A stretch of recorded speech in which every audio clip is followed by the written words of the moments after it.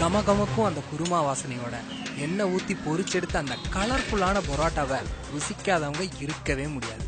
அந்த அளவுக்கு எல்லாத்தோட மனசையும் நாக்கையும் கட்டி போட்டு வச்சிருக்கு இந்த பரோட்டா. ஆனா இதனால வர்ற தீமைகள் பத்தி உங்களுக்கு தெரியுமா?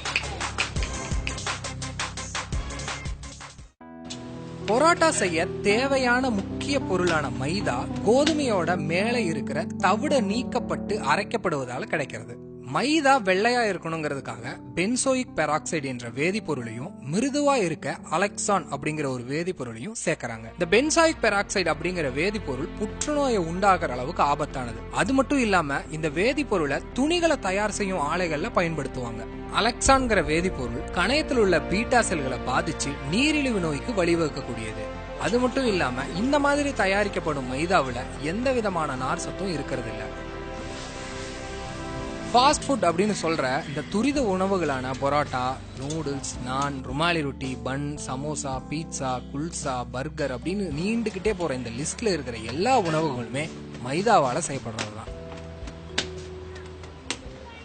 அது மட்டும் இல்லாம மோனோசோடியம் குளோமேட் அப்படிங்கிற அஜினோமோட்டோ பரோட்டா உள்ளிட்ட அனைத்து விதமான மைதா பொருட்களையும் சேர்க்கப்படுற ஒரு வேதிப்பொருள். சுவைக்காக சேர்க்கப்படும் இந்த வேதிப்பொருளை பல நாடுகள்ல முழுசாவே தடை பண்ணிட்டாங்க. ஆனா கூட இந்தியாவில் இருக்கிற நிறைய ஹோட்டல்கள்ல தினமும் இந்த அஜினோமோட்டோ தவறாம பயன்படுத்துறது ஒரு அதிர்ச்சியான உண்மை.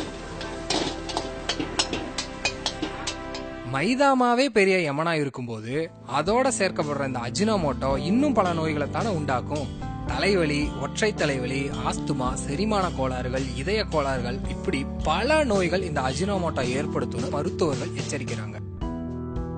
மைதா மாவுனால ஆன உணவை தொடர்ந்து சாப்பிடுறதுனால கொழுப்பும் கொலஸ்ட்ராலும் உடம்புல அதிக அளவு சேர்ந்துருது. இதனால செரிமான கோளாறு, மலச்சிக்கல், மூல நோய், உடல் பருமன், நீரிழிவு, உயர் ரத்த அழுத்தம், மாரடைப்பு என பலவித ஆபத்துகள்ல தொடங்கி புற்றுநோய் கூட ஏற்பட வாய்ப்பு இருக்குன்னு மருத்துவர்கள் எச்சரிக்கிறாங்க. இதனாலேயே 30-40 வயசுல இருக்கிற பலருக்கு இதய நோய் ஏற்பட்டு படுக்கையிலேயே ஓய்வெடுக்கும் நிலைக்கு தள்ளப்படுறாங்க.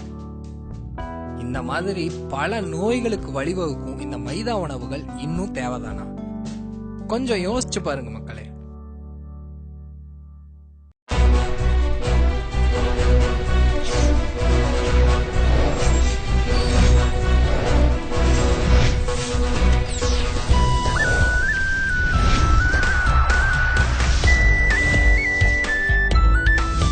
லங்காஸ்ரீ உலகத் தமிழர்களின் இதய துடிப்பு.